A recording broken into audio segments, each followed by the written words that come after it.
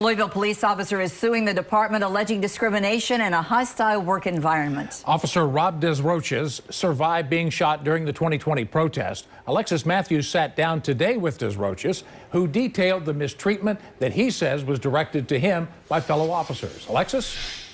Officer Rob Desroches, a black man, joined LMPD in 2019. Now, his race is important to note because it plays a crucial role in this lawsuit. Desroches says as a minority on the police force, he didn't feel supported. And in his words, after declining to be LMPD's poster child when he was shot and sharing strong feelings about the Breonna Taylor case, that's when he believes it became a target. In 2020, at the height of protest over racial injustice, Robinson Desroches was an officer on the front lines in Louisville.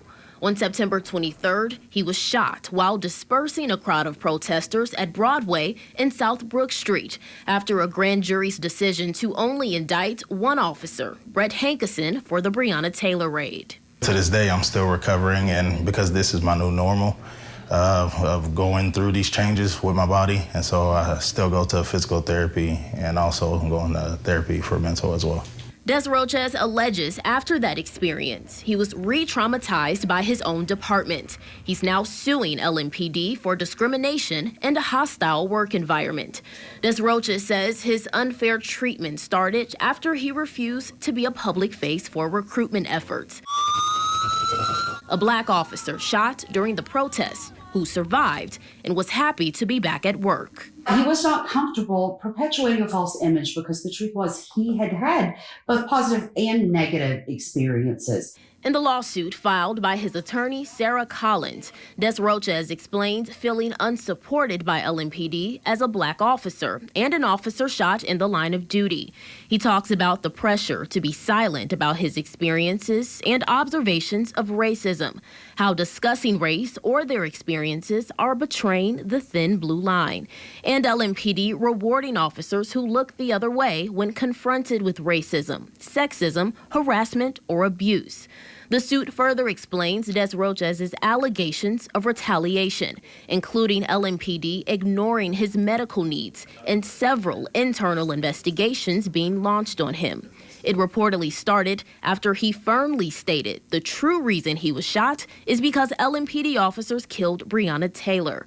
On Tuesday, Chief Paul Humphrey addressed Desroches' claims. I'm really sorry for Desroches and what he's been through. What I will say is that we do our best to take care of our officers when they're injured the way that he was. And I think we've made strides in the last couple of years, even more so. Desroches and his lawyers say a new logo, chief, command staff, and wellness center alter the appearance of LMPD. But it's the culture of the department, they say, needs change. I know it takes somebody to stand up, to finally say enough is enough and demand change. And that's what I'm doing here now. And, I'm putting a lot on the line, but it's okay. Desroches is still employed by LMPD, but is currently on leave.